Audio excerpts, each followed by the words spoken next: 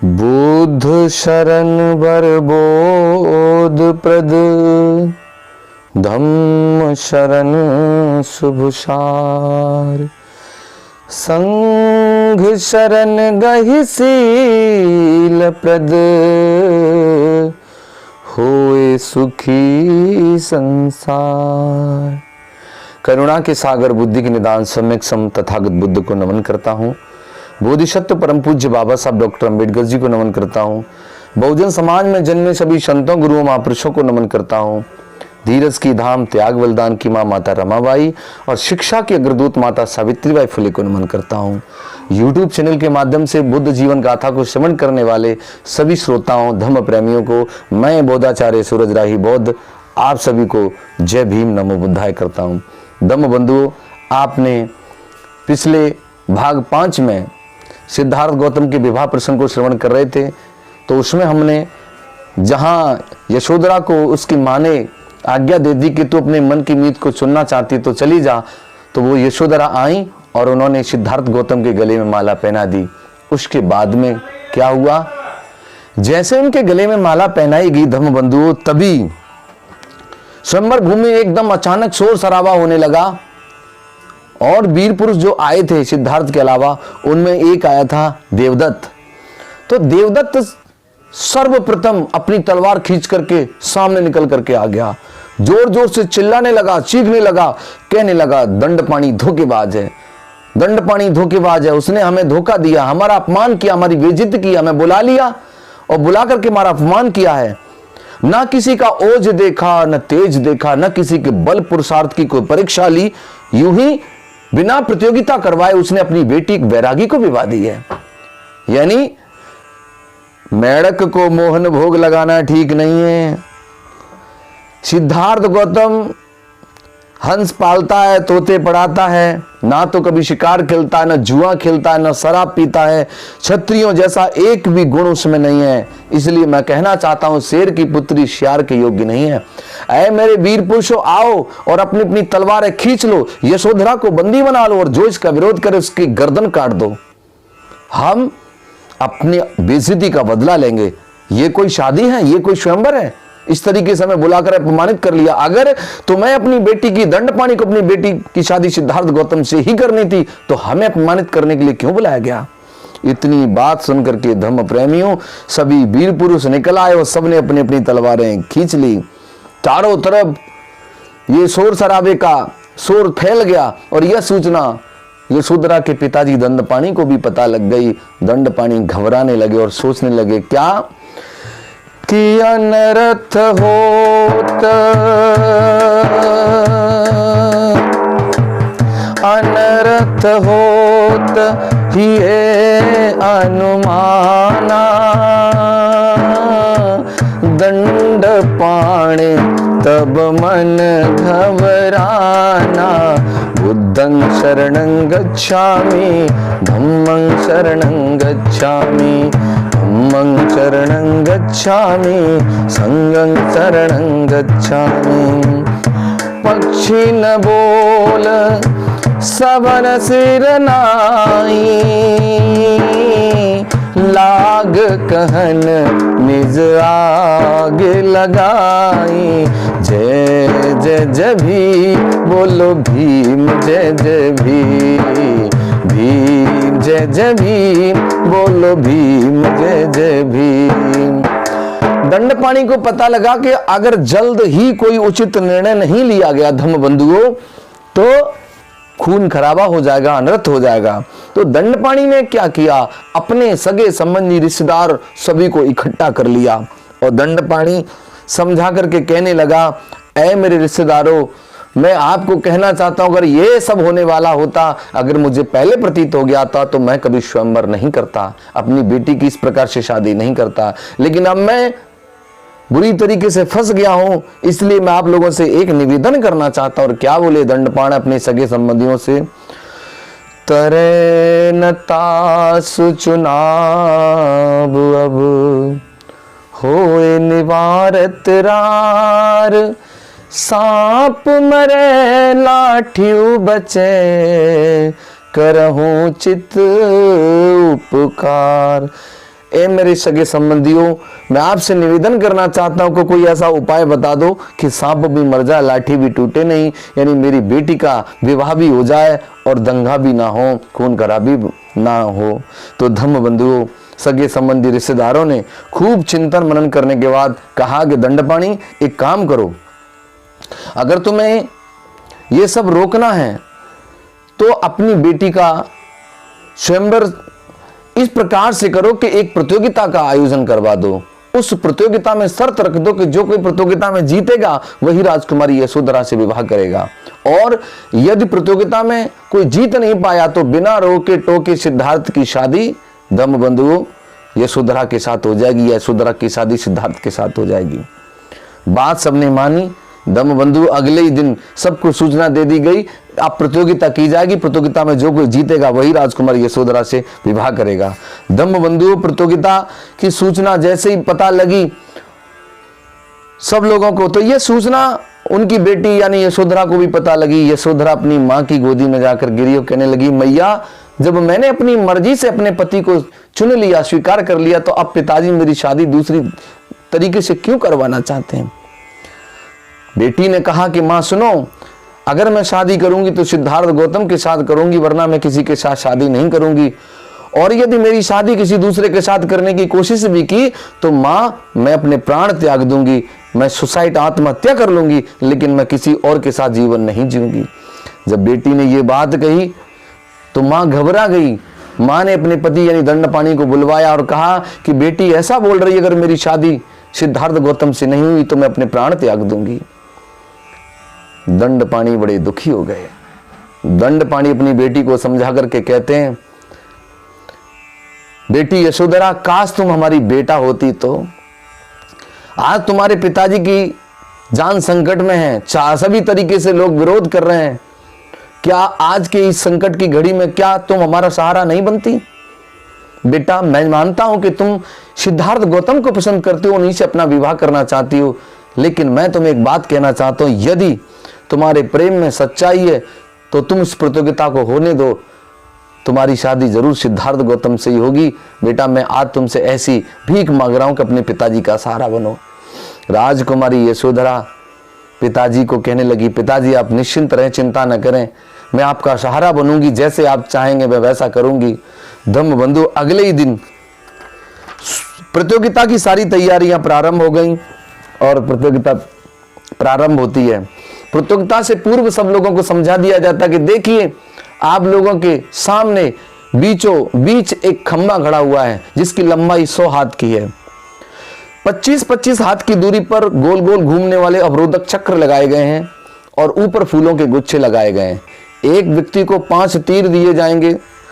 वो खंबे के नीचे खड़े होकर के धनुष पर तीर तान करके छोड़ेगा और तीर यदि गोल गोल चक्रों से पार होता हुआ फूलों के गुच्छों से टकरा गया, जिसने फूल ज्यादा गिरा दिए वही राजकुमारी यशोधरा से विवाह करेगा। यदि आप लोग हार गए, परास्त हो गए, तो बिना रोके टोके यह शादी सिद्धार्थ गौतम से हो जाएगी। सबने इस बात का समर्थन किया। धम्म बंधुओं, सबसे पहले देवदत्त उठ करके आया। देवदत्त ने धनुष उठाया, डोरी पे तान करके पहला तीर छोड़ा तो तीर गोल गोल चक्रों से टकरा करके नीचे मुड़कर गिर गया, वह ऊपर तक नहीं पहुंच पाया। इसी प्रकार से दूसरा, तीसरा, चौथा और 5वां तीर छोड़ा, 5 तीर छिन्न भिन्न होकर के गिर गए। देवदत्त एक भी फूल नहीं गिरा पाया। देवदत्त निराश और हताश होकर के बैठ गया। उसके बाद जो अन्य देशों से जो लोग आए थे, जैसे अश्वग, सूरसेन, गंधार, कुरु, कंबो, चेद, पंचाल, मल्ल, मगध, मौर्य, वत्स, कौशल आदि प्रकार आदि जगह से जो वीर पुरुष आए थे, सब ने धनुष उठाए, तीर चलाए, लेकिन एक भी योद्धा फूल को गिरा नहीं पाया। सारी जनता तालियां बजाने लगी कि सारे योद्धा परास्त हो गए, हार गए, अब बिना रोके टोके सिद्धार्थ से शादी हो जाएगी। यशोधरा बड़ी मनी मन मुस्कुरा रही थी। ये देख करके बड़े आए तीरंदाज बन करके, लेकिन एक भी कोई फूल को नहीं गिरा पाए। इतना सोच रही थी कि अब मेरी शादी बिना रोके टोके सिद्धार्थ से हो जाएगी। तभी धम्म बंधु सिद्धार्थ अपने स्थान से उठे और कहने लगे कि मैं इस प्रकार से शादी नहीं करूंगा। मैं राजा सुदोधन का बेटा हूं, मैं एक क्षत्रिय हूं, मैं वीर पुरुष हूं। सब लोगों ने प्रयास किया इस प्रतियोगिता में, तो मेरा भी दायित्व बनता कि मैं भी प्रयास करूं। और यदि मैं राजकुमारी यशोधरा से शादी तब करूंगा जब मैं फूल के गुच्छों को जमीन पर गिरा दूंगा। यशोधरा मन ही मन ये सोचने लगी कि सारे वीर पुरुष तो हार करके बैठ गए, काश अगर तुम भी फूल के गुच्छे जमीन पर नहीं गिरा पाए तो हमारी शादी तुमसे कैसे होगी। लेकिन सिद्धार्थ गौतम अपने स्थान से उठे धम्म प्रेमियों, और क्या हुआ सुनिएगा। हर धनुष उठाकर सिद्धार्थ ने कमर बंद को बांध लिया, लक्ष्य निहारात सुत सुदोदन मंच और प्रस्थान किया। महामाया के राज दुलारे सबके मन को भाते हैं, सुनना दे जरा ध्यान बंधुओं आगे का जिक्र सुनाते हैं, आगे का जिक्र सुनाते हैं। सिर पे मुकुट जड़ा सोने का मणि प्रकाश दिखाती है, चांद कलंकित हुआ रोशनी सूरज की छिप जाती है। नील कमल से सुंदर नैना अपना तेज दिखाते हैं, सुनना दे जरा ध्यान बंधुओं आगे का जिक्र सुनाते हैं। अधर कुमर के ऐसे लागे कलियों में सुंदर हीरा है, वस्त्र रेशमी तन पर सोहे सुंदर सुडल शरीरा है। घुटने मोड़ के मंच पे बैठे, घुटने मोड़ के मंच पे बैठे धनुष को आज टिकाते हैं, सुनना दे जरा ध्यान बंधुओं आगे की कथा सुनाते हैं, आगे की कथा सुनाते हैं, आगे की कथा सुनाते हैं। धम्म बंधुओं हुआ क्या, सिद्धार्थ गौतम जैसे नहीं घुटने मोड़ करके बैठे और डोरी पर तीर तान करके तैयार किया। अरे बाण चढ़ाकर सिद्धार्थ ने फिर डोरी को खींच दिया, 25 फूल गिरे हैं धरा पर लक्ष्य वेद को खींच दिया। देख वीरता सिद्धार्थ की योद्धा सब शर्माते हैं, सुनना दे जरा ध्यान बंधुओं आगे की कथा सुनाते हैं, आगे की कथा सुनाते हैं। सिद्धार्थ गौतम ने जैसे ही धनुष पर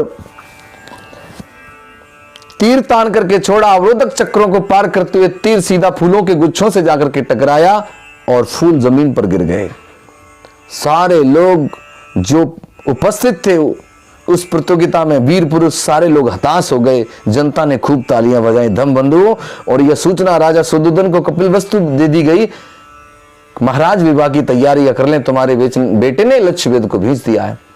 तो सर्वप्रथम राजा सुदोधन अपने बेटे को कपिलवस्तु बुलाया। कपिलवस्तु बुलाने के बाद एक तिथि तय हुई और राजा सुदोधन बारात लेकर के अपने बेटे को दूल्हा बना करके तब धम्मबंधु कपिलवस्तु जाकर के कपिलवस्तु से दंडपाणी के दरवाजे पहुंचे। तब 543 ईसा पूर्व 20 वर्ष की आयु में सिद्धार्थ का विवाह राजकुमारी यशोधरा के साथ हो जाता है।